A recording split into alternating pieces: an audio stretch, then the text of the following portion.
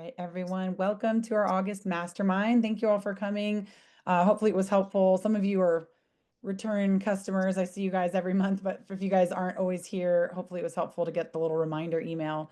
I was on the fence before I pushed send because you guys get a lot of spam. So feel free to send me a text or an email if you're like, never do that again. I hated it. But the other good call that I wanted you all to have a heads up about, we've got about 100 people signed up already, is for exactly 1 week from now, 11 a.m. will be this call for that. I put it in the email. It's a content stuff. So yes, that is technically a vendor that's going to be working with us, just like we had the call with Lasso.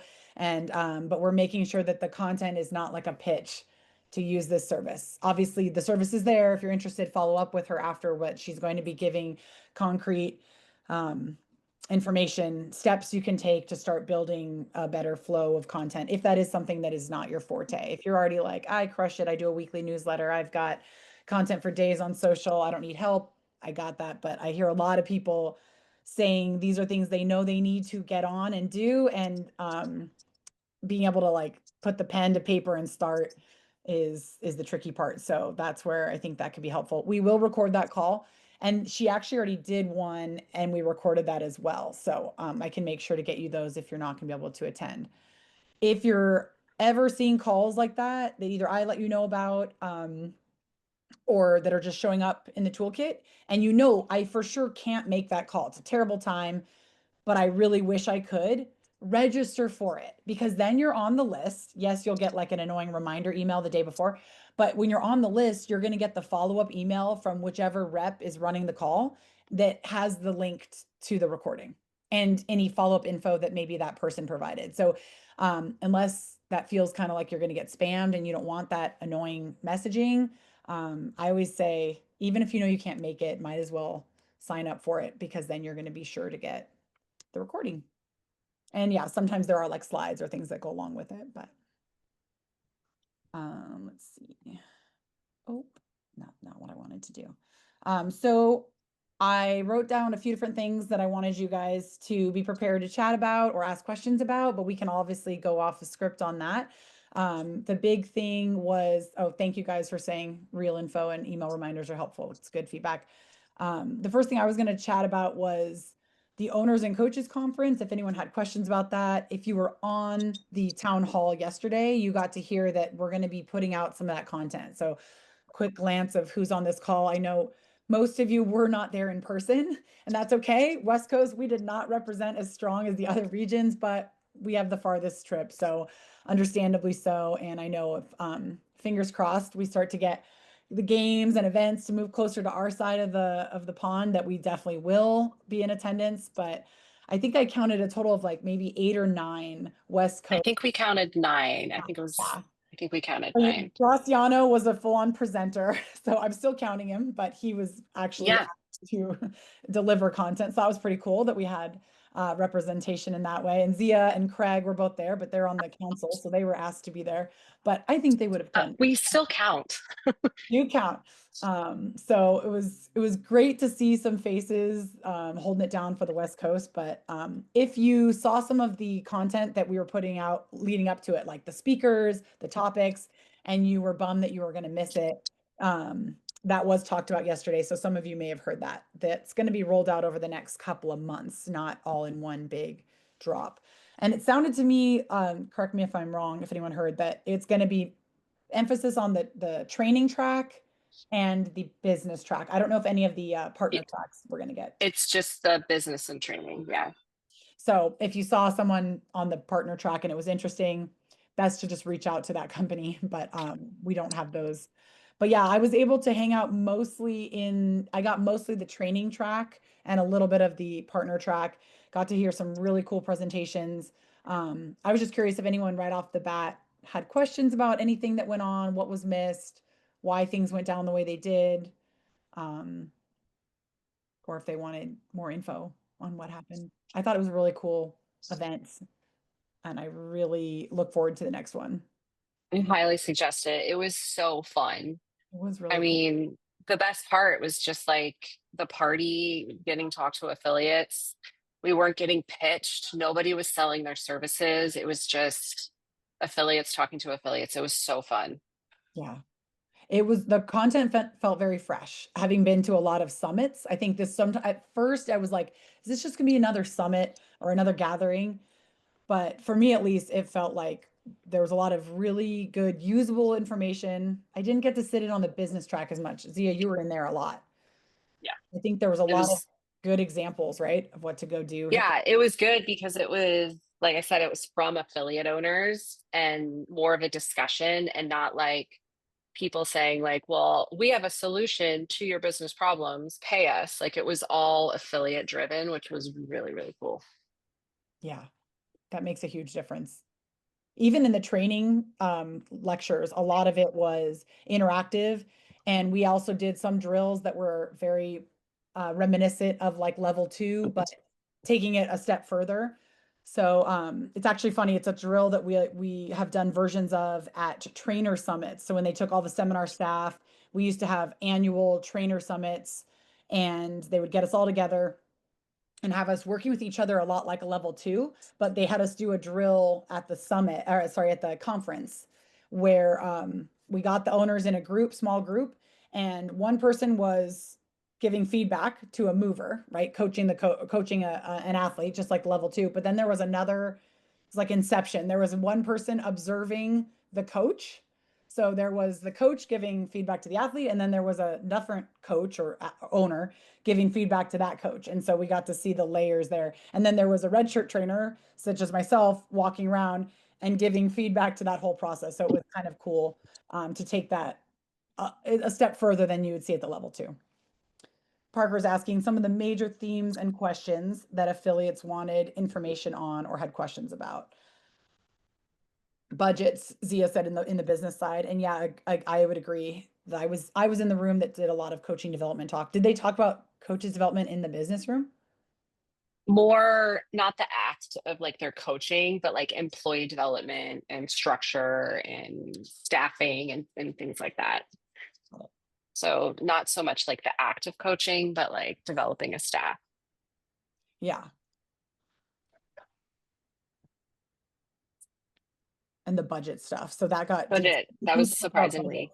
Who like There was multiple groups that were like affiliate led that ended up being a lot about like proper budgeting and things like that, which was surprisingly like they would think it was something that they weren't really expecting that was like such a need. Like the roundtable room ended up being almost exclusively about like, well, I don't have a budget, or how do you make a budget and things like that.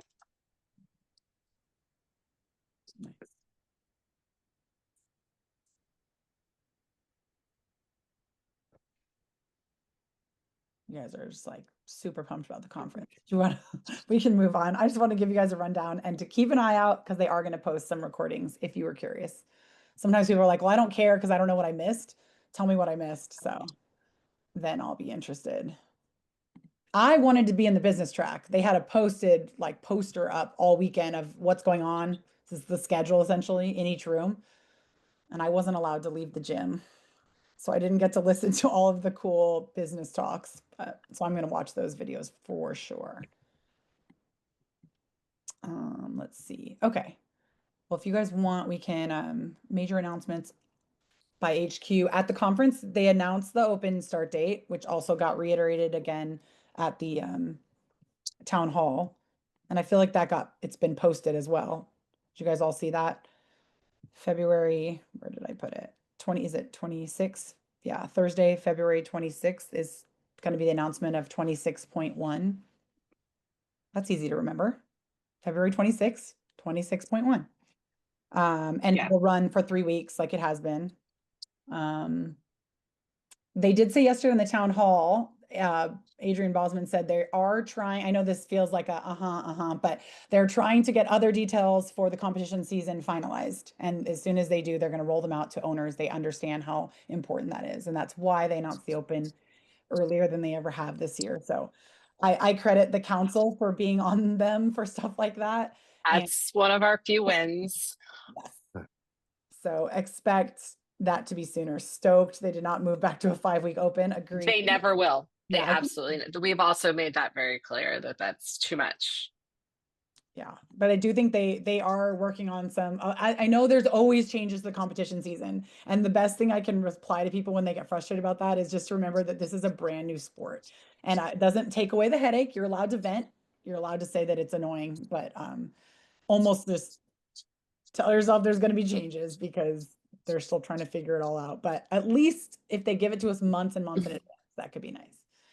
And they're going to announce the location soon too. Of the games, right? Hmm. Yeah, they're working on that, and hopefully that's our next thing that we find out. Um, I don't think there were any other big announcements. The next big topic that was talked about at the town hall was the big media campaign that's been going on, and will continue. I think Jenna's wording was kind of like she knows that like campaign can sound like an annoying term or phrase, but the idea is that this has legs and it keeps going and it's going to bleed into the rest. I got to see a little snapshot of what the year is going to be looking like, the next several months of what they're rolling out and what things are going to turn in, and it all connects. It's not like it's going to be a hard stop and then we shift direction. So if you're liking the direction it's going, you can expect to see more of that, which is really exciting to a lot of us. I saw a lot of members on the West, or a lot of owners on the West Coast repost that initial video that got launched. And I tried to repost, people are reposting it to kind of show you all that, steal this stuff, use this stuff. The Canva templates, if you haven't checked those out yet, I think they're still first thing when you look in. Typically all of our media content is, you have to go to that section for media, but they've been making it like a really big banner right when you log into the toolkit, so you can't miss it. And I think they said they were going to leave it there for few weeks and then eventually move it back to that um, spot where you can find stuff on Murph and you can find stuff on Chad. Um, they are rolling out things with Chad. If you're planning on doing that fundraiser at your gym or just that workout, that will be all tied into CAP. If you follow CAP, and if you don't follow CAP, that's fine, but feel free to like pick through some of the CAP lessons and see where they're starting to stack things um, towards that. Yeah, it is definitely still the very first thing you see when you log into the toolkit. CrossFit is the cure.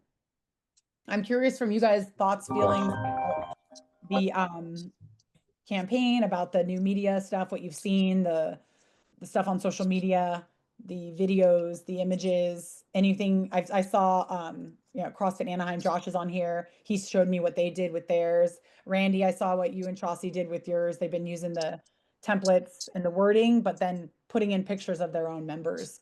So I was curious if others were doing that or if people hadn't seen that and were curious about what others were doing,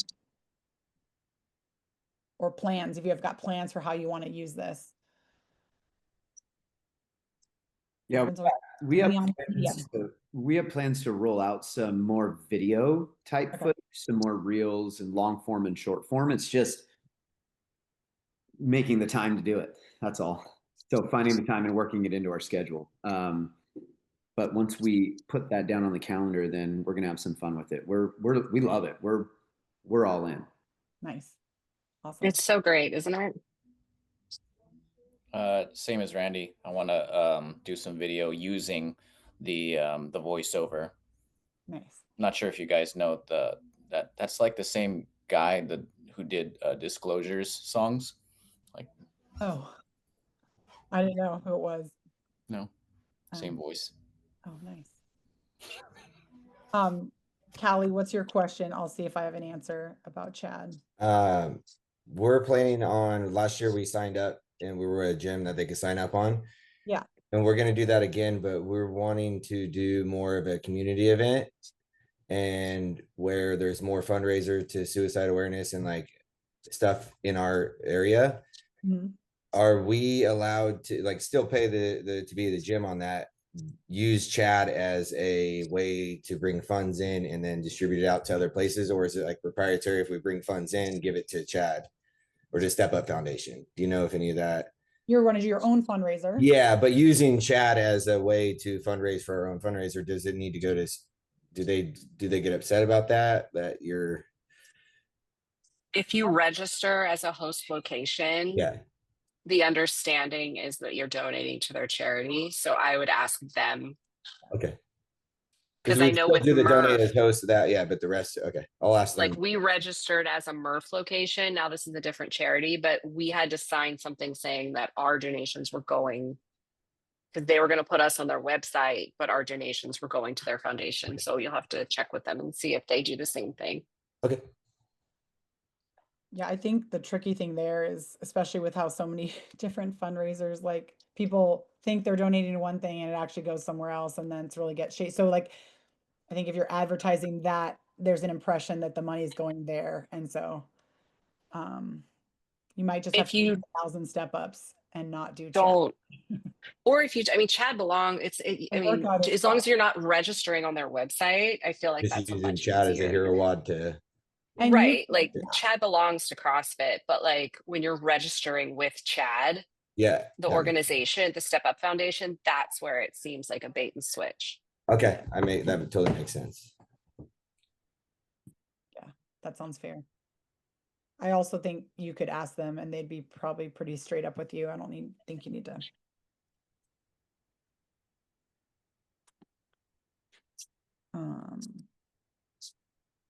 You guys are so talkative. I Yeah. thought it was great. I think it's excellent. I love that they made the video open source. Like any affiliate can use it, any affiliate can edit it, and they can do whatever they want.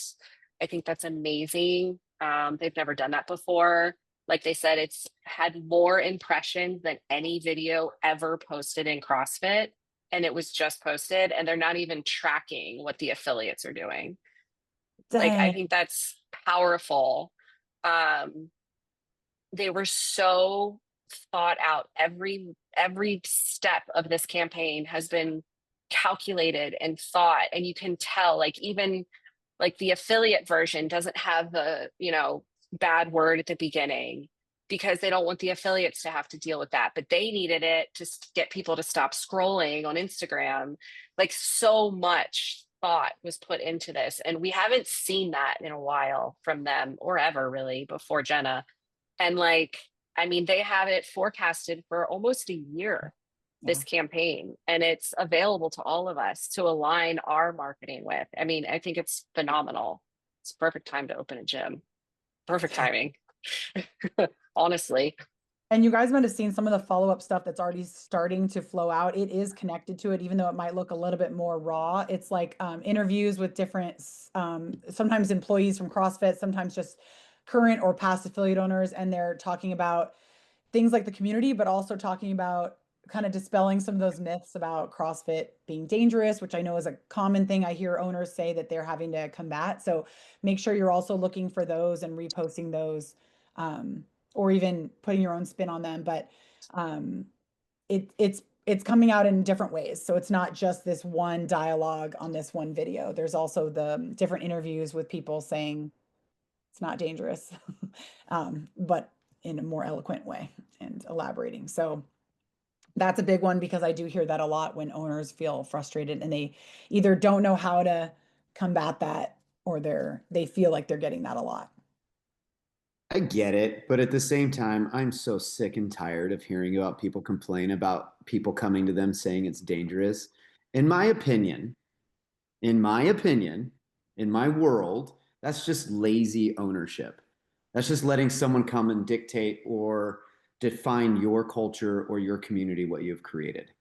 Everything's dangerous. I could get paper cut doing filing my taxes.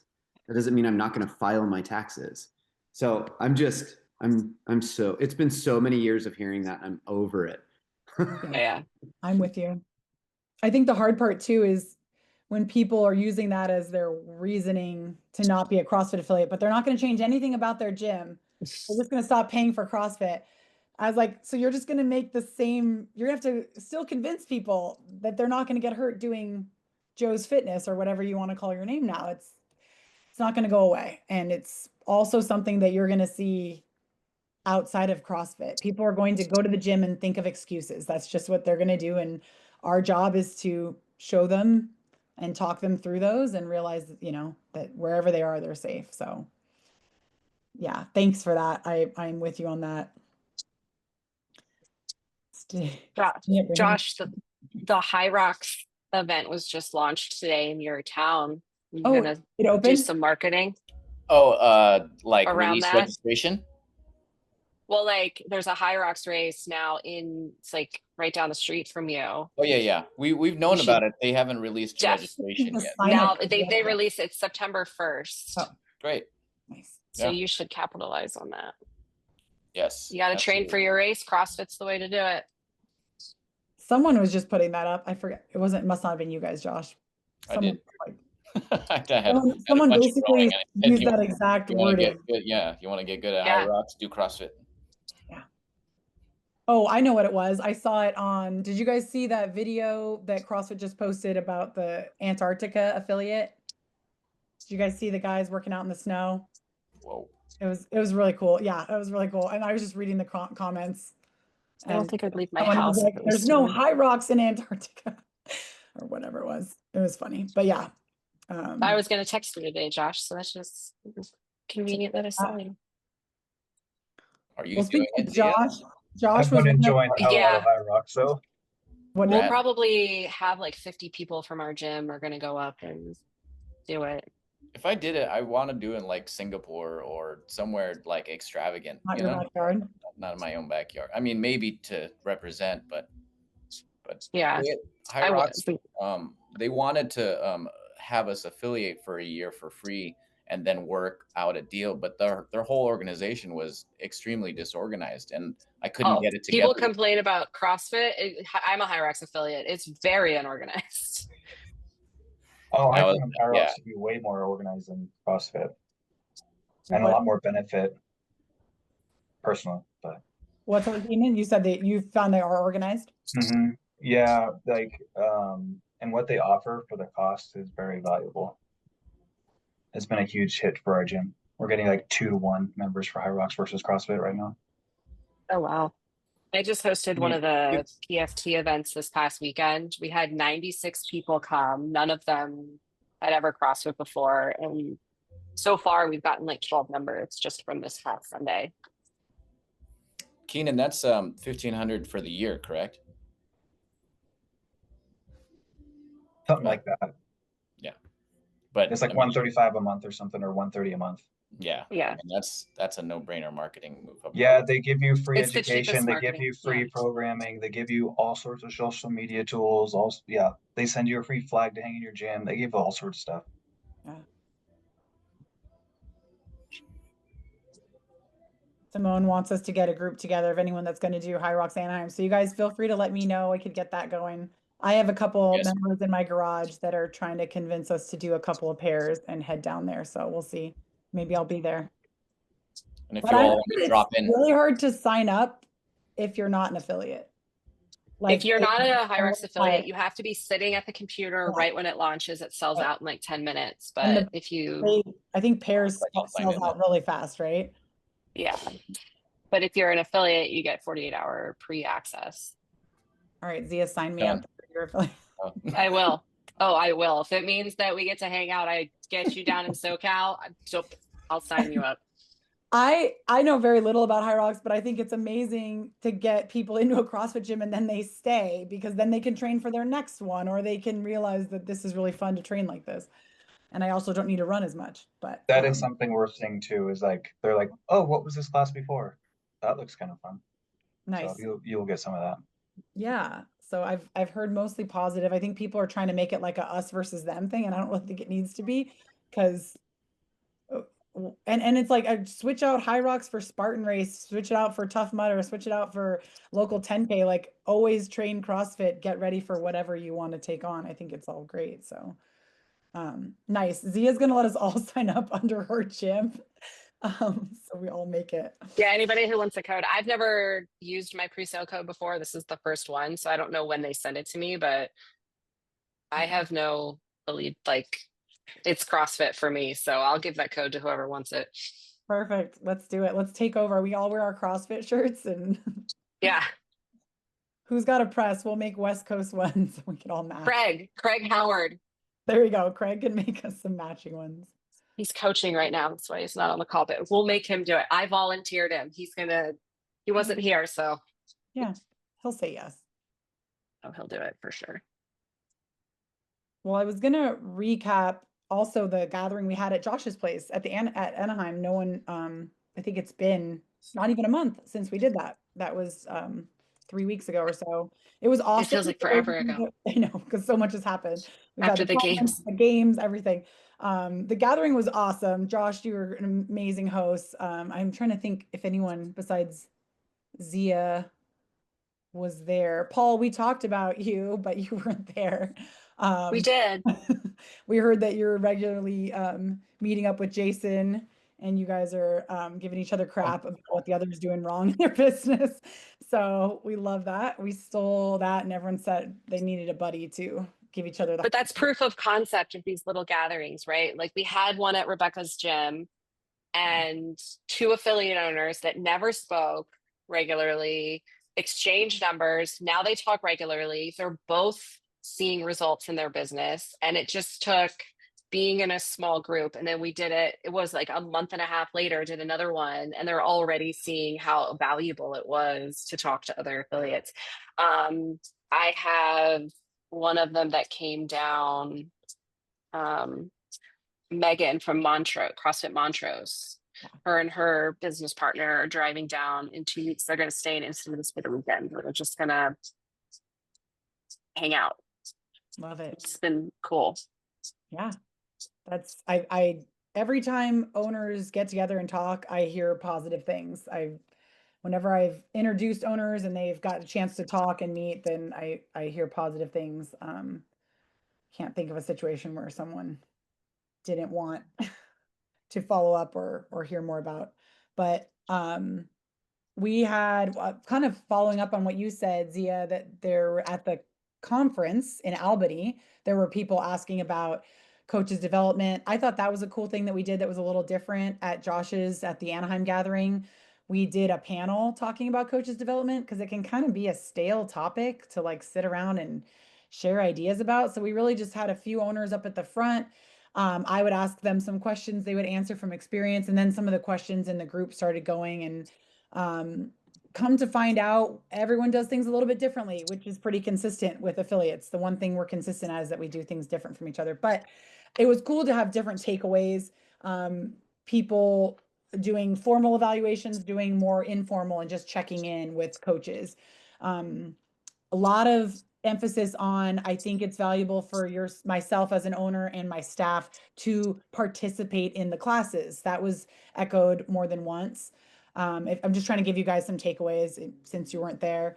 One thing that I think it was Craig said he created on the heels of the affiliate council, which he is a part of, he created the member council at his gym. It was him, right? It was Craig? Yeah, that was Craig. Yeah. And he grabbed a couple of members that are, people that he trusts in the community, but they're diverse across the times that they attend class. And he meets with them, was it quarterly maybe, and gets direct feedback. Quarterly. Yeah, I think they kind of go out to coffee and he's just like, tell me what's going on. Tell me what's going on in the classes, what's going on with the members, what are the vibes with the programming, with whatever you want to vent about, right? I like that better personally, but I'd love to hear your guys' input than maybe like generic surveys or or even worse, just like a feedback box where someone's going to suggest something that you never ever want to do and then you regret having the question out there. But rather, getting kind of a pulse from some of the more regular attending and longer standing members of the gym. So loved that idea as a way to get feedback. And they were giving kind of insights about the coaches. So maybe if you're not always attending that 6 a.m. class and you're trying to do a regular evaluations with the coaches, get the info from the people taking the class. We talked about how people communicate with their staff and different, whether it's chats or weekly meetings or monthly meetings. Everyone does things a little bit differently, but all of those can be opportunities for coaches development. Even if you're not sitting down and running a mini level 2 in your meeting, you can be sending each other articles or podcasts. You can be sharing information about a cool scaling option that worked really well with someone that had a wrist injury. And then now everyone's in the know about that. So just finding new and unique ways to keep that stuff ongoing rather than, I think at least from my interactions with owners, I felt like there was this, I'm either not doing coaches development or I have a formalized 6-week evaluation plan with, forms to fill out and evaluation sheets to give them and a ranking and all. It's just like, there's so much gray area in between. I find fewer people are doing anything close to that. And more people are doing somewhere on we've got a text group that we exchange information. I send out, weekly assignments that people can check in on.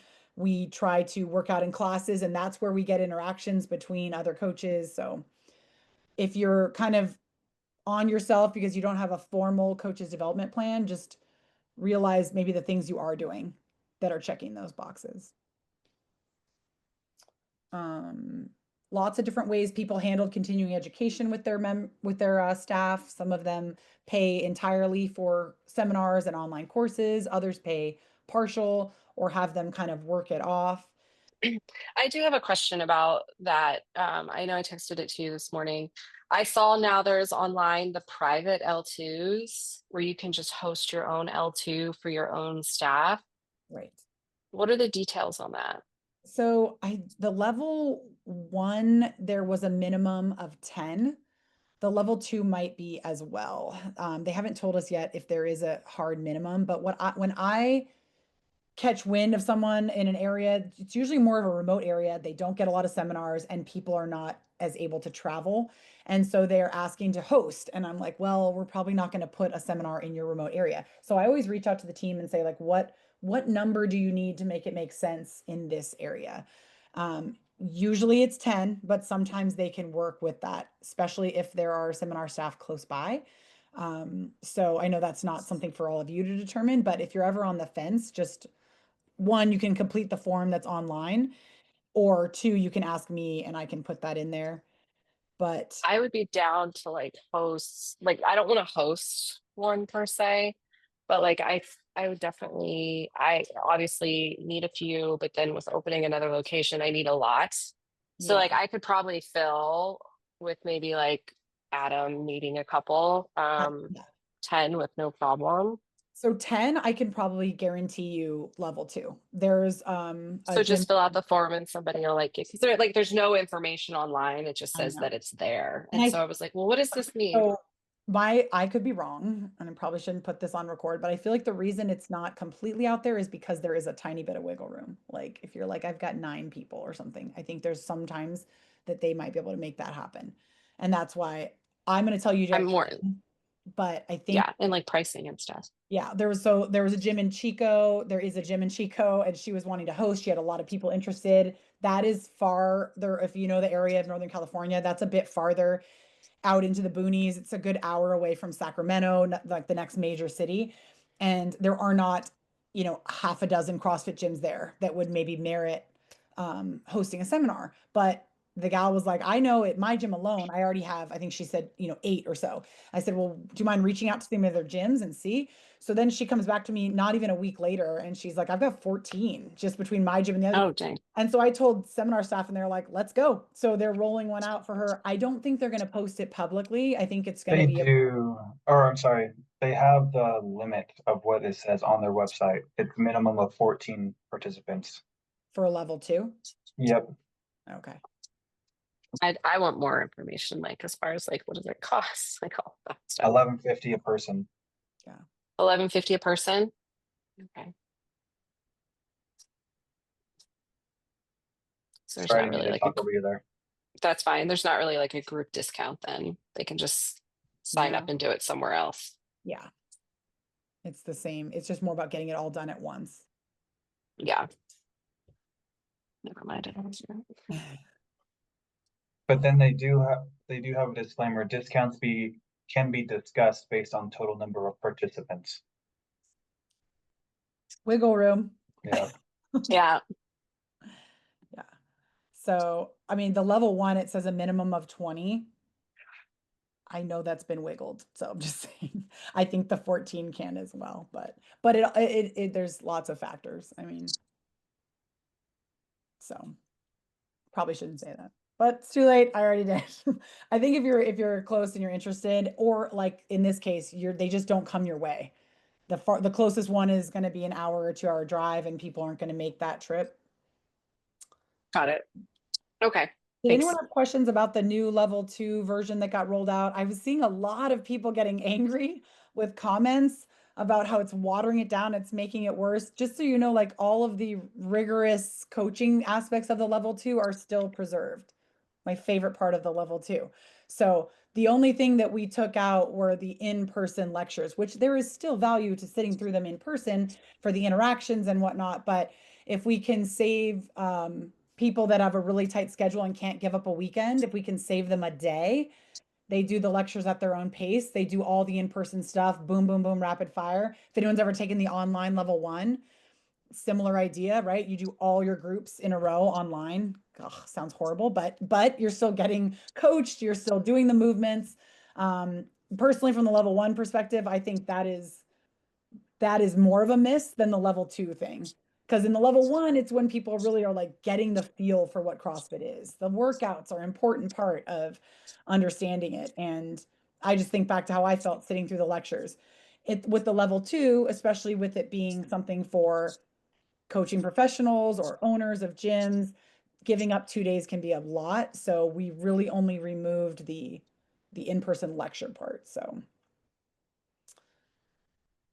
but yeah, I saw a lot of people saying like, you can't do this online. It's like, well, it's only the lectures that are online.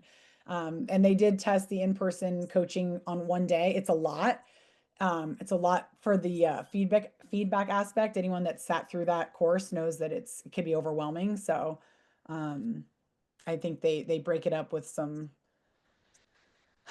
pauses so people can collect their thoughts. But yeah, I think there was a slight miss on communication on that initially when we rolled it out.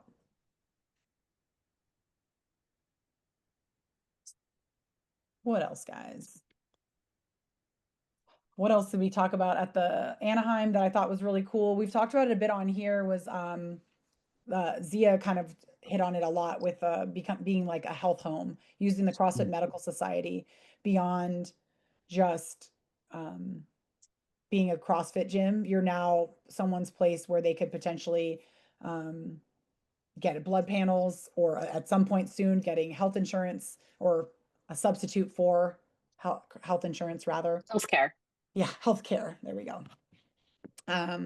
Access to physicians that are in and around the CrossFit methodology. That I think I've said it before. I feel like we have a sparse amount right now in our area. So if there are any medical professionals that are members of your gym, encourage them to join the CrossFit Medical Society. Last that I checked, if you are a medical professional and you're joining, there is a fee. $200, but then they get their annual credits that they have to get. It goes towards that. So it's pretty cheap as far as their credits go. Right. They're already usually budgeting that for themselves annually, and they do grand rounds on a regular basis to get CMEs. So that's what that cost is for. As affiliate owners, there's no cost for you, but there would be a cost to if you were to refer a medical professional to join. Just let them know. Honestly, that's been huge. So I was part of the beta testing for the healthcare in my gym. I have 30 members signed up for community care as their healthcare, and the caveat to keeping their healthcare now is staying an active member of my gym. So talk about like the ultimate retention tool. They're not leaving. They can't. I hold the key to their healthcare. I mean, like obviously don't abuse that, but like I think it's going to be huge for those people who don't have like a healthcare option for their employer. They can get it here. It's great. Yeah. And you've got the blood panel listed right on your website. Yeah, I actually got a client through that blood panel. They were Googling comprehensive blood panels in our area, and they found my website and ordered the blood panel. McCoy went over it and then found us, and now he joined because of it being through our health home on our website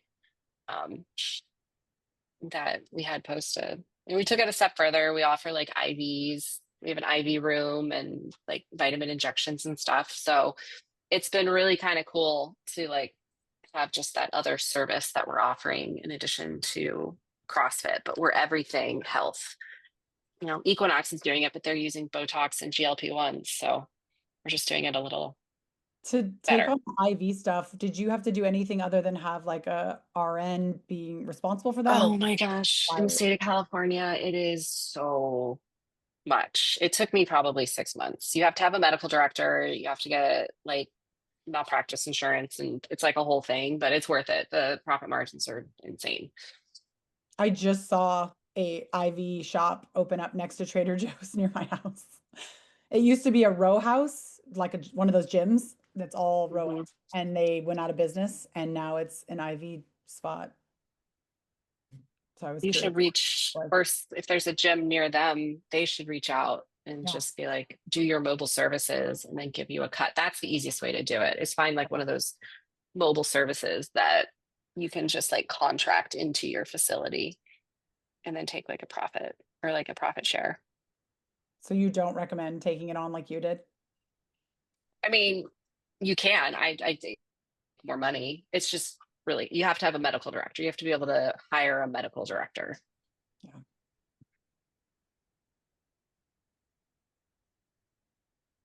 I don't know how big that stuff is off the West Coast, but I feel like it's catching on over here at least. It's probably It's huge on the east down here. and on the west first before anywhere else. It's different per state. Like our state's the hardest. I helped with a gym set it up in Texas, and like they didn't even need, it was shockingly easy for them. Like, I don't know if I'd go to an IV place in Texas knowing how easy, like how little qualification was actually needed and oversight. Good to know. But I feel like they're all over SoCal too. yeah, Like they're popping up. We also talked a good deal about retention strategies when we were at the gathering at Anaheim. There was lots of people asking other people